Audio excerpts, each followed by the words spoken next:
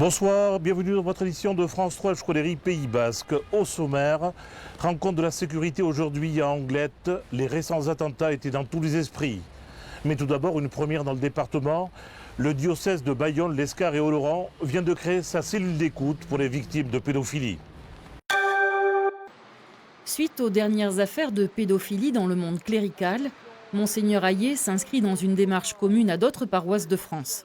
À la demande de la Conférence des évêques, une cellule d'écoute vient de se constituer non loin de l'évêché de Bayonne, dans un local confidentiel propriété de l'Église. Marc Renoux est médecin, chrétien également. Il coordonne cette nouvelle antenne. En tant que médecin, dans mon cabinet, c'est un travail que je fais. Là, je le fais humblement au service de l'Église. Il y a eu une chape de plomb sur ces questions pendant de très longues années. Heureusement, on est sorti de cette période. Et cette vérité devait être dite. Comme un acte de miséricorde, la compassion est forte. Une équipe composée d'une infirmière, d'une bibliothécaire et d'une avocate répond aux appels des personnes victimes d'actes pédophiles, harcèlement sexuel ou viol. Le but, c'est d'écouter la personne, de l'aider à se reconstruire, de l'aider à entrer dans un cheminement de pardon et éventuellement dans une démarche juridique. Pour tout contact, le site de l'évêché de Bayonne reçoit les plaignants.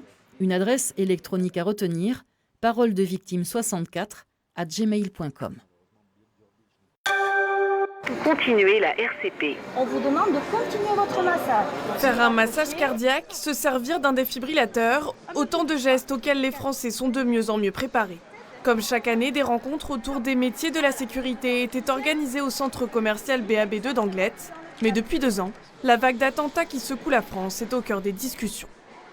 On sent que les gens qui s'arrêtent ici à notre stand sont des gens qui sont impliqués, qui ont envie de servir et d'être civiques. Ce sont des mots qui reviennent souvent et ce sont des mots que nous n'avions pas au préalable. Comme ce jeune homme qui souhaite rejoindre la police nationale, l'envie de s'engager est croissante après chaque attentat.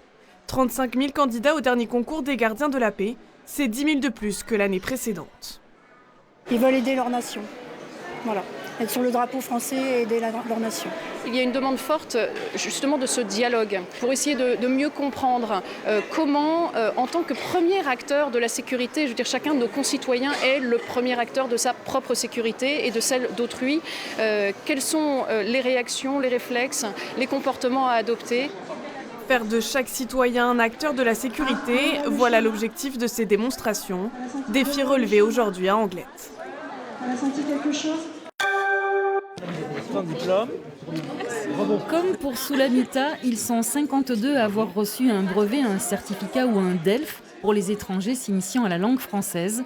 Nous sommes au collège Camus à Bayonne, le seul collège du Pays Basque inscrit en réseau d'éducation prioritaire. Je comprends assez bien le français, sans toutes les définitions françaises qui sont bien sûr difficiles pour ce niveau. Mais après, ça veut dire que j'ai bien travaillé et surtout que j'aime beaucoup la langue française. Sur 400 élèves, 10 à 20% ne parlent pas le français quand ils arrivent. Souvent, ils ont fui la guerre. Mais en classe de 3e, ils maîtrisent 3 à 4 langues. Chapeau bas. Dans l'année, on les voit avoir le sourire de plus en plus. Ils prennent des habitudes, ils sont fiers, ils ont des bonnes notes. Et puis c'est quand même leur premier diplôme. C'est vraiment très très valorisant parce que c'est le premier de leur vie. À l'issue de cette cérémonie, les professeurs se sont entretenus avec l'inspecteur pour réclamer à nouveau un enseignement bascophone. Ici, les élèves ont en majorité appris le basque à l'école primaire et ne peuvent poursuivre. À suivre le départ de la 16e édition du Trophée Rallye Les Roses des Sables avec la présence d'une centaine d'équipages. Mais avant cela, un appel inédit de 2 fromageries du Pays Basque. Elles sont à la recherche de producteurs de lait de brebis bio. C'est parti. Ardiejne biologikoa eskaz dago eskualerian, Philippe Frachou bastida kolaboraria bezala, hogoita amarazle dira bakarrik, sailori hautatu dutenak. Moi aussi, il y avait un petit blocage avant de passer en bio. Pour me convaincre, c'est vrai que j'ai été voir ailleurs. Un peu partout en France, mais beaucoup en Aveyron. Là-bas, c'est beaucoup plus développé et on voit des fermes qui tournent très bien. Bastida kolaborariak esnea egelarriko hartzaina gaznategirat saltzen du. Azken unek, ezin du merkatuari iardoki. Gauza bera mendibeko agur gaznategiaren zat, bilantegiek, ekoizle berriak behar dituzte. Kristoen galdera badugu, merkatua hor dago, galdea eskaintza baino asko handiago da, beraz prezioak onak dira, valorizazio zinez hoberenak lortzen ditugu ardi gazna biologikoan. Esne biologikoa, esne ohikoa baino euneko 40 ordaindua da.